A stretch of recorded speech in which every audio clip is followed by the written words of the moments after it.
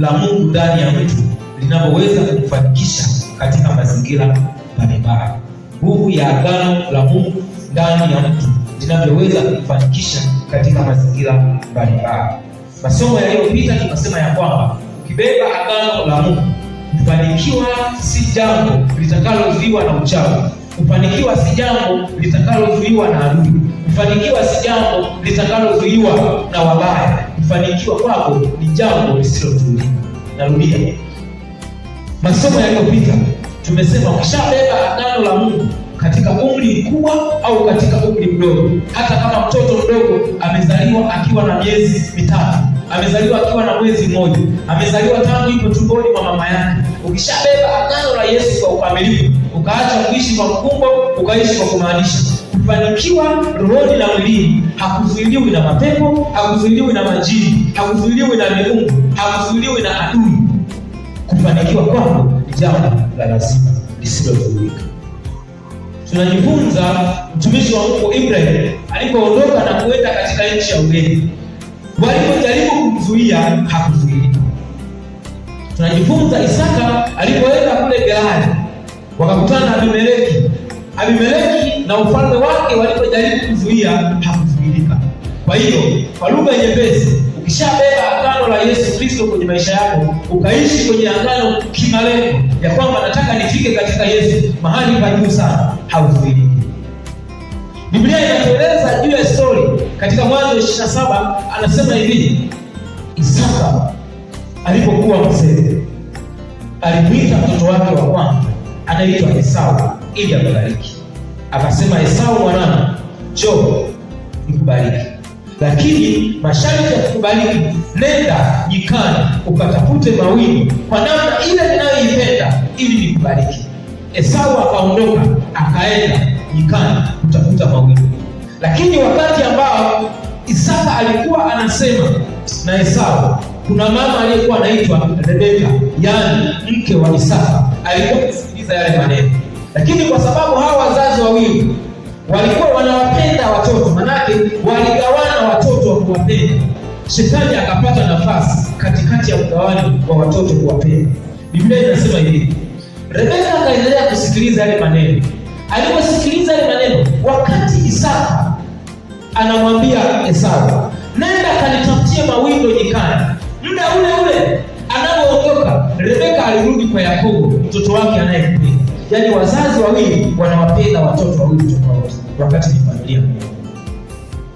Anasema hivi: Esau akaondoka akaenda kutafuta mawindo. Aliponyanyua mguu Esau, Rebeka akamwita Yakobo akasema, sikia, nimesikia baba yako anataka kumbariki Esau. Sasa sikia, mimi Rebeka nataka ubarikiwe wewe. Kwa hiyo nenda kanitafutie wanambuzi uniletee, na mimi nitafanya kwa jinsi ile ambayo baba yako huwa anapenda. Yakobo akasema, kweli, lakini Esau ana malaika. Sizungumzii malaika hao wanaotulinda akina Gabrieli, nazungumzia malaika kwa maana ya vinyoreo. Ukiangalia mikono yako hapo kuna malaika, hivi vinyoreo ndio malaika. Kwa wadada nimesikia wanasema, kwa mfano Kisuka anasema kuna malaika vimebaki, wengine wanavipaka mafuta ile yale, vile ndio malaika.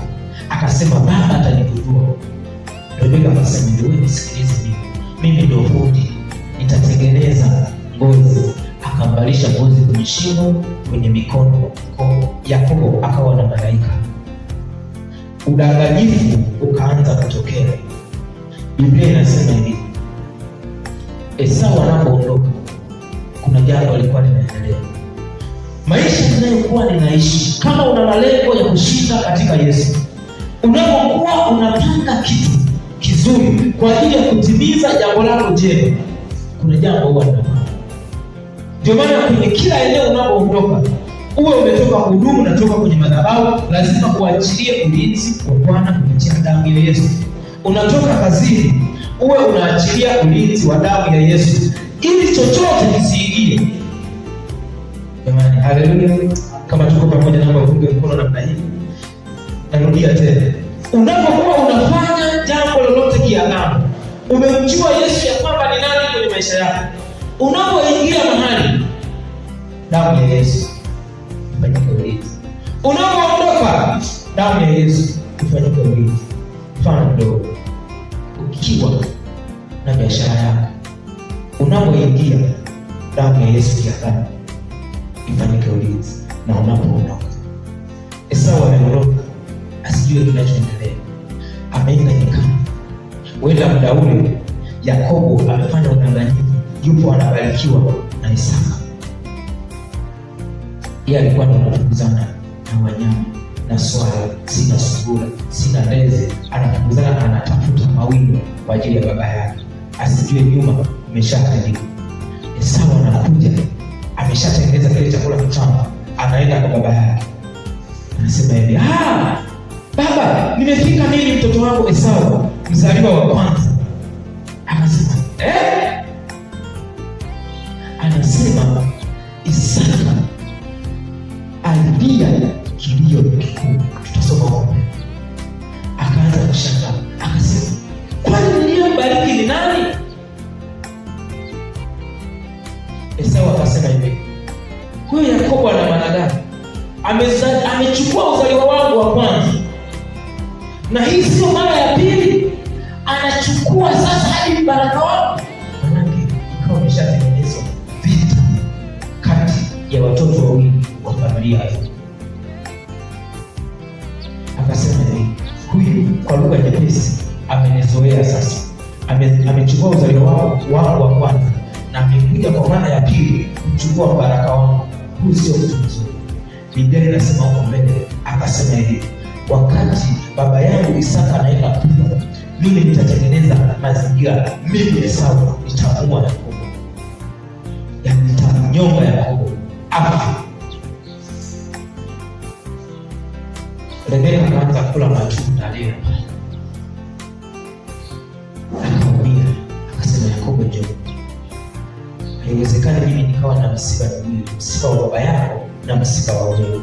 Esau amepanga kuoa.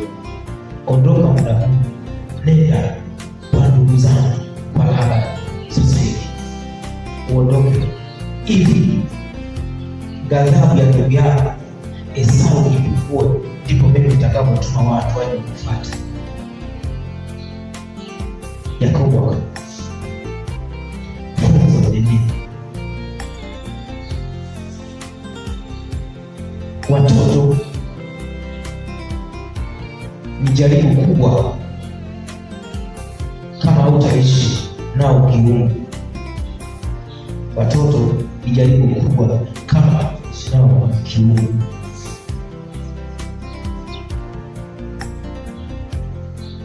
Si jambo la mgodi, si jambo la kuumiza sana, lakini matatizo mengi ya wazazi waliolazwa hospitali na maeneo tofauti ni matokeo ya watoto wao wenyewe. Ndio maana hapa Mungu alikuwa ameipa hii familia wanambuzi, lakini wanambuzi wale walitumiwa kuleta udanganyifu. Fikiria wanambuzi wasingekuwepo katika familia ya Isaka na Rebeka, manake Rebeka ameshindwa kwa kuchukulia udanganyifu ni wana, kwa sababu akakosa wanambuzi, usingeenda kuiba kitu ambacho tumepewa kikawa chanzo cha kifo. Manake Yakobo asingetolewa, angeuawa na Esau, familia kwa familia. Lakini jambo la ajabu, Biblia inasema ya kwamba huyu ndugu yetu Yakobo alikuwa ni mwongo kiasi kwamba hadi ameanza kulitamka jina la Bwana. Baba yake Isaka anauliza, anasema ya kwamba umepataje mawindo haraka kiasi hiki? Yakobo alisema, Bwana Mungu wako mwenye amenisaidia. Ndio watu ambao tuko nao miaka hii makanisani na maeneo tofauti, wanamtaja Mungu, wanamsema Mungu. Yaani kuna muda akishaona wewe unamwamini Yesu, anakuja kwa jina ambalo unaliamini, anakuambia ya kwamba Mungu Mungu, na rushwa ya kutaja jina la Mungu imeua watu na waondolea watu hatima njema kwa maisha yao. Kwa Biblia inatueleza wazi kwamba usimwamini mtu kwa sababu anataja jina la Mungu wako. Kutaja jina la Mungu wako sio sababu ya kumwamini mtu. Anaweza kawa anataja jina la Mungu wako asiwe na Mungu wako. Hiyo inawezekana. Yakobo hakuwa na jina, hakuwa na Mungu wa Isaka, ila alikuwa na jina la Mungu wa nani? Wa Isaka.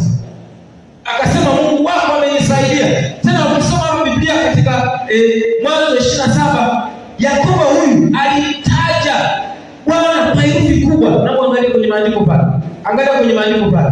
Katika kitabu 27, Mwanzo 27 kuanzia mstari wa 20. Anasema Isaka akamuuliza mwanawe, imekuwaje umepata upesi namna hii mwanangu? Akasema kwa sababu Bwana Mungu wako amenifanikisha. Angalia hapo mstari wa 20. Akasema kwa sababu Bwana Mungu wako amenifanikisha. Maana tukienda kwa rushwa, kwa sababu wote tunamtaja jina la Bwana, tunamsema Bwana, sio sababu ya kwamba huyo mtu anamtegemea Bwana wetu. Jina la Yesu linaweza likatajwa na mchawi. Kitabu cha Matendo ya Mitume tunaona mtumishi wa Mungu Paulo alikuwa analitumia jina la Yesu kuponya watu, kuganga mioyo ya watu, kuinua maisha ya watu. Lakini jina lile lile la Yesu lilitajwa na mtu ambaye sio Paulo. Wale watu wa ile mapepo yakasemaje? Paulo tunamjua na wewe unani? Mbona wewe hatukujui? Mapepo yakaondolewa. Jina la Yesu linaweza likatajwa na mtu yeyote. Sasa ufahamu, kukosa ufahamu ndiko kumezwa kwa maisha yetu. Siku moja nikasema ya kwamba kila mtu anapozaliwa anakuwa na upekee na ukuu ndani yake, lakini ukuu unakuja kuondolewa baada ya kupata mapendekezo mengi baada ya kupata ufahamu. Maana kinachotumeza sisi ni kukosa ufahamu baada ya kupata ufahamu ambao sio ufahamu. Akasema, hebu naomba nisomee hapo ili tuende sawa. 27:20, Mwanzo 27:20. Tusome hapo. Isaka huyo alimuuliza mwanawe, imekuwaje umepata upesi namna hii?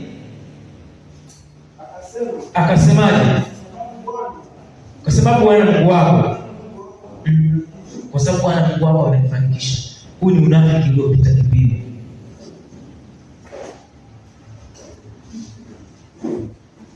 Mtoto mdogo Yakobo ana unafiki wa viwango vya juu.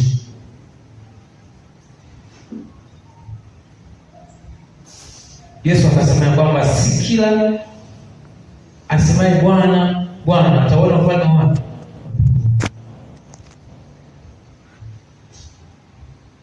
Sifa ya kuona ufalme wa Mungu iko kwenye maisha yako ambayo unakuwa unaishi, mtumishi wa Mungu. Nataka nikwambie kitu kimoja. Wewe sio wa kwanza kuishi duniani. Narudia, wewe sio wa kwanza kuishi duniani. Wewe sio wa kwanza kuwa na hicho ulicho nacho. Iwe ni huduma, iwe ni kipaji, iwe ni nini, chochote kile. Usijisumbue, usipoteze muda. Ishi na Yesu kiagano. Kama sio wewe wa kwanza kuishi duniani, hautakuwa wa kwanza kupotea. Watu wengi walipotea. Wengi sana walipotea.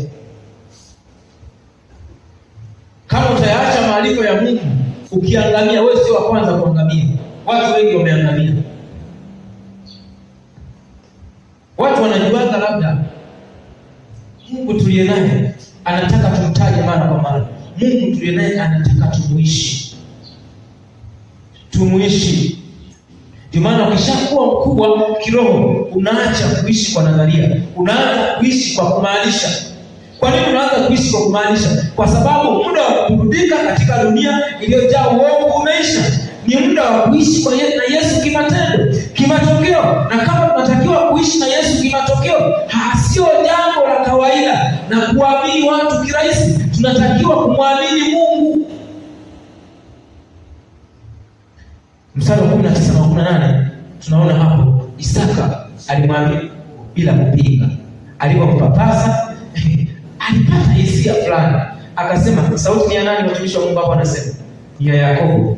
Ila mavazi na anapomgusa ni nani? Esau. Naomba nichukue hili kwa muda huu, tukumbuke kwenye mstari wa kwanza, ikawa Isaka alipokuwa mzee na macho yake yamefanya nini? Yamepofuka.